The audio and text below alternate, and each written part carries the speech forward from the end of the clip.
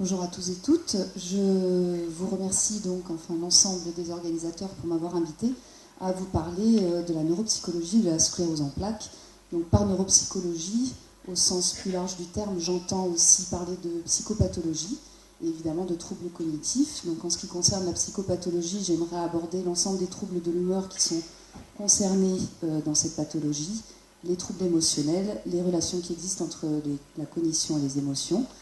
Et enfin, je vous dirai un mot très rapide sur la sclérose en plaques de l'enfant, car comme vous le savez, cette maladie touche l'adulte et l'adulte jeune, mais également quelques cas chez l'enfant. Dans les troubles de l'humeur, on retrouve la dépression, qui est un des symptômes les plus courants, les plus précoces de cette maladie, dans une revue plus large de la littérature. Donc certains auteurs en parlent de manière assez importante auprès de ces patients. Son intensité est généralement évaluée par des outils spécialisés et elle est corrélée à l'atteinte cognitive. Le passage à l'acte est assez fréquent en ce qui concerne le suicide, en tout cas il n'est pas rare dans cette maladie. Le chagrin chronique, lui, demeure peu étudié. Il est caractérisé par une tristesse envahissante, permanente, périodique et progressive. Les troubles bipolaires se retrouvent à une fréquence de 10% des cas dans cette pathologie. Ils sont favorisés par les corticothérapies et majorés par des changements organiques liés à l'évolution de la maladie. Il existe également une vulnérabilité génétique en ce qui les concerne. L'euphorie, quant à elle, est caractérisée par un état de bien-être, de gaieté constant, contrastant avec l'état physique. Il est à mettre en rapport avec un élargissement des ventricules cérébraux, des lésions de démyélinisation des lobes frontaux, des noyaux de la base ou du système limbique. Il n'est pas à confondre avec le trouble maniaque, qui est un trouble, lui, plutôt bipolaire. L'anxiété à part entière est une entité psychopathologique indépendante, mais corrélée à la dépression, elle va devenir rapidement un facteur aggravant le risque suicidaire. Les troubles émotionnels, on retrouve le rire et pleurer spasmodique, qui lui a une origine neurologique. Il est fréquent dans 10% des cas. Il s'agit d'une moindre stimulation affective et est à mettre en rapport avec des lésions bilatérales, en particulier pontines. La labilité émotionnelle dont vous avez peut-être entendu parler et l'incontinence affective et correspond, elle, à des changements rapides et spontanés de l'état affectif. Il s'agit d'une tristesse, une sorte d'irritabilité, une émergence soudaine et non maîtrisée d'un affect. On les retrouve plutôt dans 30% des cas de la maladie. Elle est généralement corrélée au déficit intellectuel et à l'atteinte mnésique. Toujours en ce qui concerne les troubles émotionnels, on retrouve l'état dysphorique qui est présent dans 37% des cas. Il s'agit ici d'une irritabilité, d'une tension et d'une incapacité à contrôler l'humeur. L'alexithymie qui demeure encore un concept assez flou. Il s'agit plus précisément d'une incapacité à mettre des mots pour verbaliser ses émotions. Elle est généralement corrélée, cette alexithymie, à l'atrophie de la partie postérieure du corps calleux. Si on s'intéresse de plus près aux différentes interactions qui existent entre ces deux variables, à savoir la variable psychologique et neuropsychologique, donc les troubles cognitifs qu'on peut retrouver dans cette maladie, certains auteurs ont repéré des corrélations entre le déficit cognitif, la dépression et l'anxiété.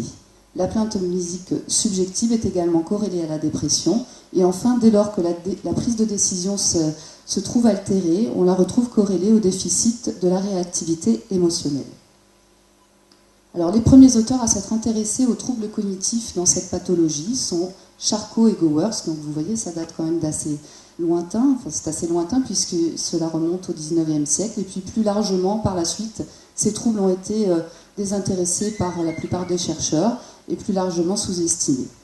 Aujourd'hui, donc plus récemment, on s'intéresse de manière plus fréquente à cette dimension et on les retrouve de 40 à 65% des cas présents dans tous les stades de la maladie et toutes les formes confondues. Donc si on regarde cela de manière plus précise, on s'aperçoit que les formes rémitantes récurrentes présentent des performances malgré tout meilleures aux CEP progressives. Et au sein des CEP progressives, donc secondairement progressives, ces patients seraient plus touchés que les primaires progressives. Cela dit, ces résultats demeurent malgré tout contrastés. Suivant certaines études, ils peuvent être contradictoires. Ils sont généralement liés à l'atteinte cérébrale diffuse et à la démyélinisation corticale.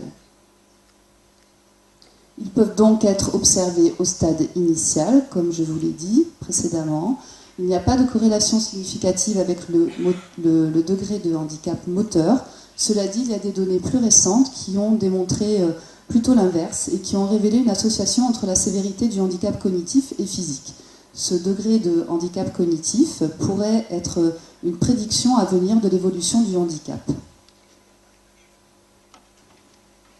Globalement, l'efficience intellectuelle demeure préservée dans cette pathologie et généralement les troubles cognitifs sont plutôt concernés par un ralentissement de la vitesse de traitement de l'information, des troubles attentionnels et de la mémoire.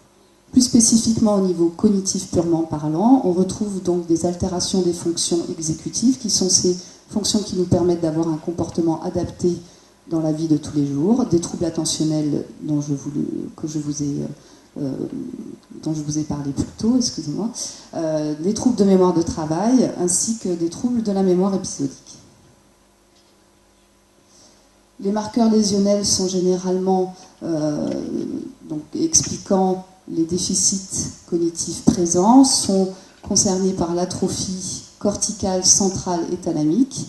Elle est prédictive de cette atteinte. L'atrophie corticale serait le marqueur prédictif du déclin cognitif sur 3 ans selon certains auteurs. L'atteinte tissulaire, quant à elle, serait le meilleur marqueur prédictif du déclin de la vitesse de traitement de l'information et de l'attention sur 5 ans, puis de la progression de l'atrophie centrale sur 2 ans. Les formes démentielles sont beaucoup plus rares dans cette maladie.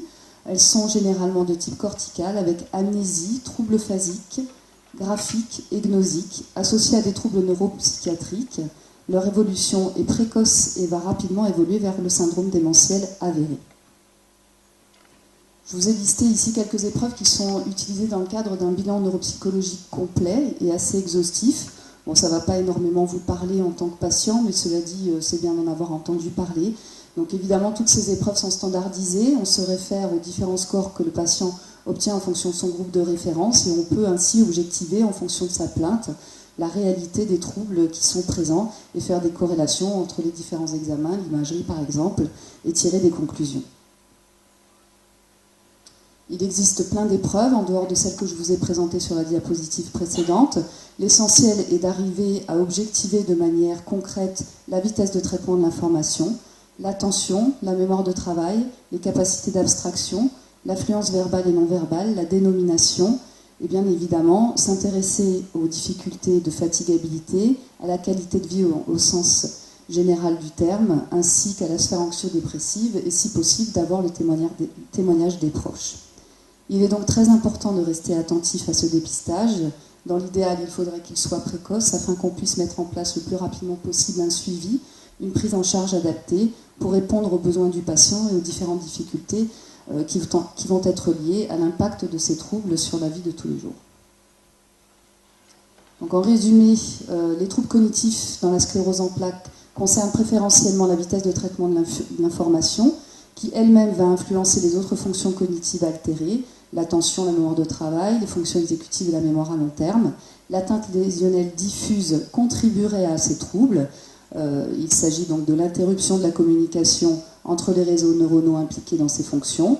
Leur dépistage précoce permet une prise en charge adéquate, voire dans certains cas va nous permettre aussi de réorienter le patient, notamment dans les cas des difficultés professionnelles qu'ils peuvent rencontrer. Une meilleure prise en compte de l'atteinte cognitive et de sa nature va favoriser l'adaptation thérapeutique, à la fois l'observation du traitement ainsi que le projet de soins qu'on établira entre lui et nous. Donc rapidement, je vais vous parler, vous donner quelques informations au sujet de la sclérose en plaques chez l'enfant. Elle est bien sûr plus rare. Elle débute généralement avant 16 ans. Sa prévalence va jusqu'à 5% de l'ensemble des cas. Le sexe ratio est de 3 filles pour un garçon quand ils sont supérieurs à 12 ans d'âge. Et il est assez équivalent en dessous de l'âge de 10 ans. L'âge moyen de début se situe aux alentours de 13 ans. Elle est aussi multifactorielle comme chez l'adulte. Elle est plus rare avant 10 ans. Les troubles moteurs, on retrouve également là des troubles moteurs, des troubles visuels, cérébelleux, du tronc cérébral. Des troubles de la conscience qui sont ici plus fréquents que chez l'adulte. En général, une encéphalomyélite aiguë disséminée doit faire penser assez rapidement à ce type de diagnostic. Et les traitements sont concernés par des corticoïdes intraveineux à forte dose. Donc il y a très peu d'études aujourd'hui concernant cette population, mais selon certains auteurs, quand il s'agit de s'intéresser là aussi aux troubles cognitifs, l'impact est plus sévère que chez l'adulte. Le processus inflammatoire démyélinisant étant dans sa phase primaire de la myélinogénèse du système nerveux central, il affecte la substance blanche et le développement des réseaux neuronaux de manière assez conséquente. C'est pourquoi il est important ici, dans ces cas-là, d'être encore plus précoce dans leur dépistage. En raison de la plasticité cérébrale, on pourra de cette manière-là prendre en charge les patients de manière beaucoup plus efficace sur la rééducation. Malgré tout, il demeure des difficultés, puisque comme je vous l'ai dit, les balbutiements de ce type de recherche sont en cours. Il y a donc peu d'études et beaucoup de biais méthodologiques, notamment du fait que les épreuves ne sont pas étalonnées dans ce groupe d'âge. Seulement des études que je vous présente juste pour vous dire un peu plus en détail quel type de difficultés on peut retrouver. Donc chez cette population d'enfants âgés de 6 à 16 ans, on avait retrouvé, selon ces auteurs, au moins un test parmi l'ensemble qui était perturbé et quelques-uns d'entre eux présentaient des déficits dans la plupart des épreuves. Donc pour vous dire à quel point ils sont évidemment très gênés au niveau cognitif. Dans une autre étude qui concernait des enfants et des adolescents de 8 à 17 ans, 35% d'entre eux présentaient une atteinte cognitive. Comme chez l'adulte, les déficits les plus sévères touchaient l'attention et la mémoire, et contrairement à l'affluence verbale et aux capacités visuospatiales. La dénomination, quant à elle, souvent préservée chez l'adulte, était ici déficitaire. Il est important aussi de s'intéresser à la fatigue, qui est présente dans 73% des cas selon ces études, mais là aussi les outils ne sont pas forcément les plus adaptés. La dépression est présente dans 50% des cas et pose à ce moment-là la question d'une évaluation psychiatrique systématique dans cette population. L'interrogatoire des proches est ici, là aussi, indispensable, bien évidemment. Donc pour conclure, je vous dirais que les perturbations cognitives sont sensiblement équivalentes à celles de l'adulte dans cette population, avec seulement certaines particularités, mais encore une fois, il demeure peu d'études ont étudié ces troubles cognitifs chez l'enfant et l'adolescent, et il existe et il demeure de nombreux biais méthodologiques. Les manifestations psychosociales et leurs répercussions sont évidemment multiples, à la fois sur la scolarité, les relations avec les autres et la famille. Il est donc indispensable et nécessaire d'évaluer systématiquement à la fois la cognition, la fatigue, les troubles psychopathologiques voire psychiatriques et d'interroger la famille pour récolter un maximum de données. La prise en charge se doit d'être multidisciplinaire, elle permettra une meilleure orientation, une meilleure adaptation et là aussi une meilleure compliance et observance des propositions thérapeutiques à venir. Je vous remercie pour votre attention.